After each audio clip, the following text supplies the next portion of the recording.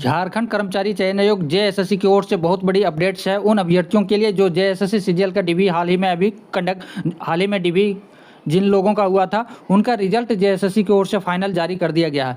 आप सभी को पता होगा कि आज सुबह से ही न्यूज़ में चल रही है कि जेएसएससी सीजीएल के माध्यम से सेलेक्टेड ब्लॉक सप्लाई ऑफिसर नंदन कुमार ने जो है साहिबगंज जिले में 40,000 रुपया घूस लेते हुए पकड़े गए हैं एसीबी के माध्यम से। तो ये जो है उन अभ्यर्थियों के लिए, और एक लेटर आप सभी को पता होगा कि एएसओ के द्वारा एक लेटर जो लिखा गया है वो देख करके आपको अपना मन जो है आपको बहुत ज़्यादा दुखी होगा कि किस तरह के कैंडिडेट जिनको हिंदी लिखना नहीं आता है उन लोगों का सिलेक्शन एएसओ के पद पे हो चुका है।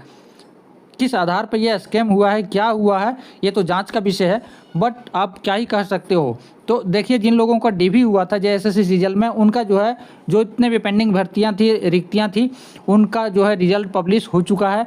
इसमें देखिएगा सहायक प्रशाखा पदाधिकारी, इसमें जो है 2, 3, 6 एक 7 कैंडिडेट का रिजल्ट एएसओ के पद पे 7 कैंडिडेट का रिजल्ट यहाँ पे हुआ है। कन्या सचिवालय जिसमें 23 लोगों का रोल नंबर जो है जारी हुआ है जनरल कैटेगरी में, एक जो है ओबीसी 2 के अंतर्गत है। श्रम प्रवर्तन अधिकारी जो जनरल कैटेगरी में 7 कैंडिडेट का सिलेक्शन हुआ है। प्रखंड कल्याण पदाधिकारी जिसमें एसटी के केस में 1 कैंडिडेट का हुआ है, और अंचल निरीक्षक सह कानूनगो जो कि जनरल कैटेगरी के माध्यम से जो है 1 कैंडिडेट का जारी हुआ है। अब आगे क्या और भी रिजल्ट पब्लिश होंगे? तो जी हाँ, अभी और भी रिजल्ट जेएसएससी की ओर से पब्लिश होने वाले हैं। यहाँ पे देखिएगा कि अनिवार्य जो प्रमाण पत्र है, अभिलेख यानी कि रिकॉर्ड्स है, उसकी उपलब्धता के कारण जो है कुछ परीक्षा फल अभी पेंडिंग रखा गया है।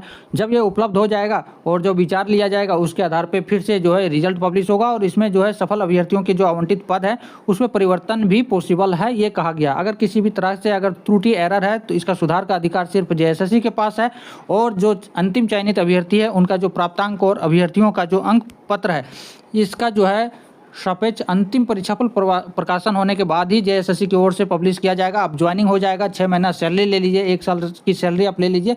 फिर जो है पीजीटी अभ्यर्थियों के जैसे जो है 300 में से 299 पॉइंट समथिंग अगर लाया है तो उनका सिलेक्शन नहीं हुआ है। तो इस तरह से जो इस तरह का जो स्कैम हुआ है वो आपका जो है परीक्षाफल, आपका 1 साल सैलरी उठाइए, फिर आपको परीक्षाफल प्रकाशित किया जाएगा कि आपको कितना अंक मिला था। फिर आप कोर्ट केस इधर उधर करते रहिए। बाकी जो पद बचे हैं उसके अगेंस्ट भी जो है बोल रहा है कि परीक्षाफल यथाशीघ्र प्रकाशित किया जाएगा। ये यथाशीघ्र अभी चलता रहेगा। तो इस तरह से आपने पीजीटी वाला देखा होगा, कई सारे अभ्यर्थियों का ये दावा है कि 300 में 290 प्लस 296 प्लस 299 पॉइंट समथिंग आया है, लेकिन फिर भी वो सब में पेपर 1 पेपर 2 में क्वालिफाई है, लेकिन उसका रिजल्ट जो है फाइनल लिस्ट में नहीं हुआ है। आप इस पर क्या सोचते हैं? आप अपनी राय जो है कमेंट सेक्शन में रख सकते हैं।